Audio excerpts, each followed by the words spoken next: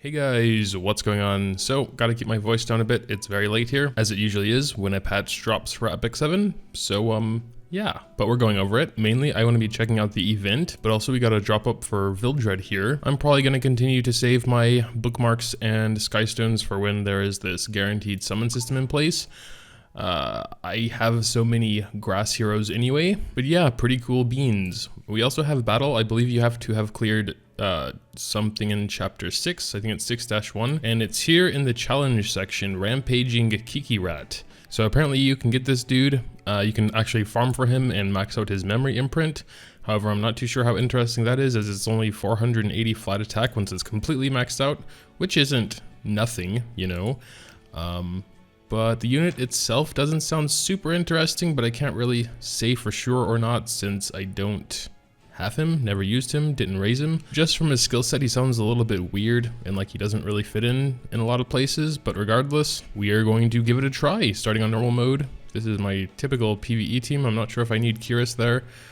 Maybe swap her out for Silk. All light and dark, so I guess it doesn't matter too much. Maybe Lorena can do a little bit extra damage here, but let's check it out. Let's just go ahead and start on auto mode, as these are only level 30s, and I think there won't be too much of a problem here with them. But we will check out the mechanics of the boss, so that, like, lower levels can, I don't know, I can talk a little bit about it at least. He summoned a minion. Yeah, that guy doesn't seem to have any, special things besides summoning a minion. Alright, well, it looks like Kikirat actually won't be very good here since he'll remove all debuffs once he's attacked twice. He can also dispel buffs, and he'll hit you with his main skill when a targeted enemy attacks him. And then his ultimate's pretty typical. He'll get an attack buff and his damage is increased based on whoever sees hitting's max health. I think on normal mode, however, we can just auto through this and shouldn't be much of a problem. Debuffs, especially on auto, aren't really going to do much to him since, you know, by default, all your allies will hit him. So yeah, that wasn't too bad. There's a 12% chance for this guy to drop on normal mode, and I believe it was like a 28% chance on hard mode. We just got some T2 boots. Let's go and try hard difficulty. What level are they here? 45, so that's definitely quite a bit harder, but we'll see if we can do it. All right, making our way to the boss now. Looks like he has something extra here though. Granted an extra attack when attacking a targeted enemy. Oh, everything else seems to be the same. I'm sure of course he has extra stats, as do his minions there from being level 45. But we're gonna continue just kind of, oh, they don't like my Lorena. Might be safer to turn off auto for a second here, even so there's not really much else I can do. Goodbye, Lorena. Let's go ahead and get Arky in here. Dang, he's brutal and he just attacks so much. Let's check out Cez's ultimate, never seen that before. Doing some alright damage, I guess. Defense break would probably be awesome here, since I assume this guy has really high defense. Yeah, it seems like as soon as he targets an enemy, they're pretty much just gonna be wailed on until they're dead. So that's kind of bad. I think we can do it though, he's almost dead. And Cez should be able to finish him off, like with one more attack. But definitely not super easy. I don't know if this is autoable with my current team. Might need to get someone else in there. Maybe Elson or something to keep our defenses a little bit higher. But yeah, so there was that. You know, we got some stigma. Gold. Actually, that seems like a lot of gold. I actually never pay attention to how much gold we're getting from just normal stage clears. But I read in the patch notes that we get, you know, stigma, gold, and something else. We could also get the lesser charms. Don't know how rare those are, but the 3-star hero, again, is around 28%, I believe it was. So no drops that time, though. But I just cleared it. Why does it say available? Oh, look at that. We reached 100 KCP because our Lorena upgraded level. Cool. Don't know. That was definitely hard mode, though. But whatever. So there's the event. Honestly, not too hyped for that because at least for now the dude's not a waifu and he actually doesn't really sound that great. He is light type.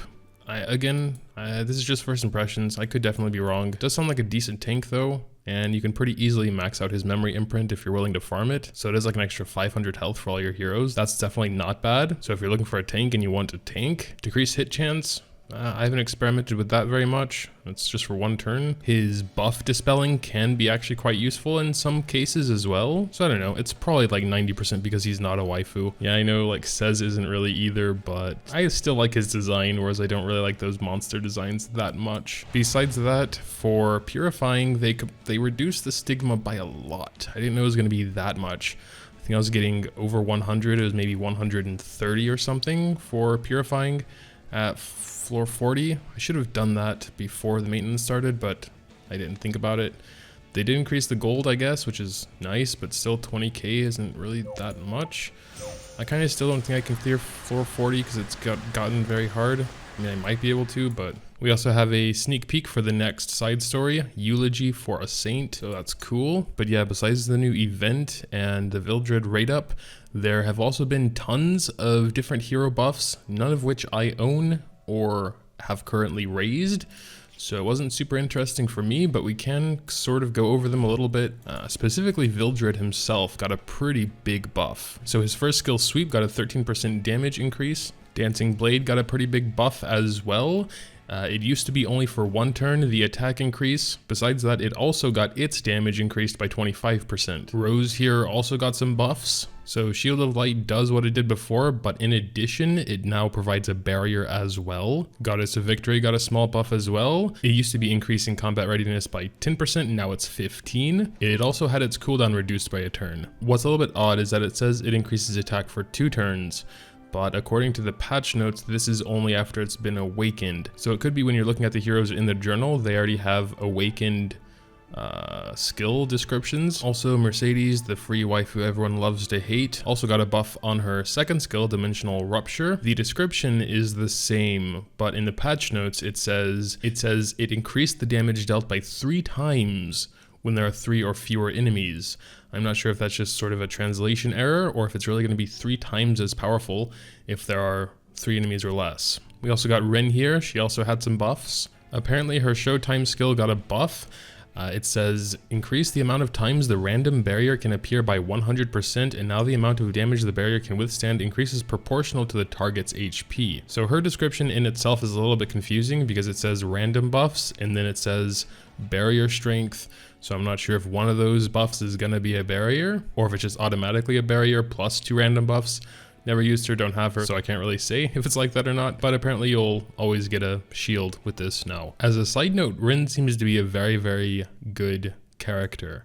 Like, she is healer, but she can also defense break. Man, I want a Rin. That can go up to 75% defense decrease for 2 turns on a 2-turn cooldown. Also saw some buffs for Silk. Unfortunately, it's the Wanderer Silk, so the light variation. Her basic attack got a buff to its chance to inflict bleeding, up to 40% now. It says the max has stayed the same, so the max before is 50 and the max now is 50, but it starts higher, so you don't need to enhance the skill as much to have that 40%. In fact, you don't have to enhance it at all. Used to start at 25%, so that's a pretty big buff there, I would say. Her automatic fire also got a buff. It used to be that if you were attacking a debuffed target, you would get an extra attack. However, now you have a 50% chance to get the extra attack regardless, and an additional 50% chance if they're debuffed. So essentially, it's the same, but they don't necessarily need to be debuffed for you to get that extra attack. Also got some buffs for Aether, but again, the light variant. His second skill, Spirit's Protection, has a 15% damage increase, and his Wave of Force has a 20% damage increase. Another Moonlight Summon 4-star got some buffs, as if this applies to anyone. For her, it just says the description has been changed to what she's been doing this whole time anyway, so I guess not actually a buff. Clury, someone that someone might actually have, also got some buffs. Her basic attack, Light Step, has gotten a 30% damage increase, which is quite significant. She's a knight though, so not sure how significant, but 30% does sound like a lot. Also, she's one of the 2 currently that we can sort of job change or whatever the hell it's called. And the runes on there, I don't know how that works right now, so sorry, but that has been buffed. It just says the probability of additional turns occurring after the turn has ended, so that chance has been buffed from essentially 5% more once it's maxed. Oh, a hero I actually own, Judith. She has also gotten some buffs just to her stats. So she went from 776 attack to 848, 4000 health to 4289 health, 112 speed to 117 speed, and 476 defense to 494 defense. So quite a big stat jump, I would say, actually. Azalea here also got buffed. Challenging Blow had its cooldown reduced from 6 to 5. I guess that's pretty necessary for a second skill. Her third skill also got a cooldown reduction from 5 to 4 turns and a chance to decrease their speed buff from 40 to 65%. Mukacha, the guy I was talking about a little bit earlier in his defense break stuff, has also gotten some buffs. His normal attack has a 50% damage increase. Dang. Ooh, Enlightened Blow had its cooldown reduced by 2 turns. I was a little bit complaining that it was 6 turns in my last video, and that made it his defense reduction a little bit but when it's only 4 turns now, it's definitely more to consider. Carrot also got some buffs. I hope she didn't become good because I've already fed like 3 carrots into wolves because I had just a bunch of duplicates. Blaze Explosion had its cooldown reduced by 2 turns, and that's it. So yeah, never mind. I don't care at all. And finally, Hurado has been buffed as well. Okay, so this has been buffed from 15 to 35% regeneration decretion, if that's a word. I guess that means they will heal less because the skill enhances plus 5% healing reduction. That does seem to be a permanent passive, I think. So it's not turn-based or anything, which I guess could be useful in some cases. And his Dark Explosion will decrease the combat readiness by 15% now. It didn't have that effect before. And that's pretty much all the buffs for the little characters. So a lot of them were dark light types, so Moonlight Summons, which a lot of us probably won't see anytime soon. I actually kind of really want Ren now.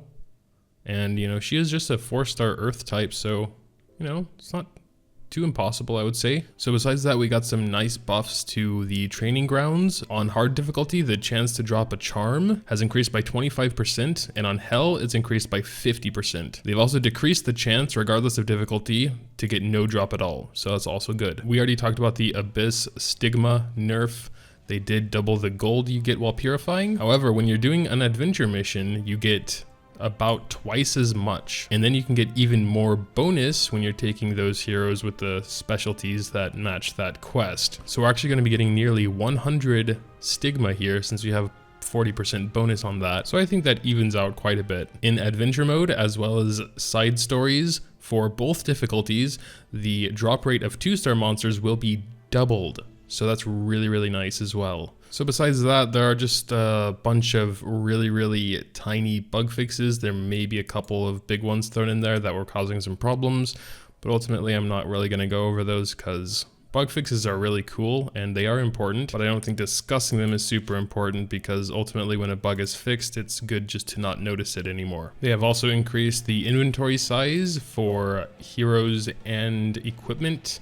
Can go up to 400 now and 250 on hero. And yeah, I'd say that's pretty much it for like the important stuff. So the hero buffs, maybe a hero is now acceptable or good in your eyes and you'd like to go for them. I'm kind of thinking about that muchacha again. But yeah, make sure to tell me what you think in the comments down below. If you did happen to enjoy this quiet Moga experience, then you can also, did I already say drop a like? I don't know. I'm tired. Thanks guys, as always, for watching. And until next time.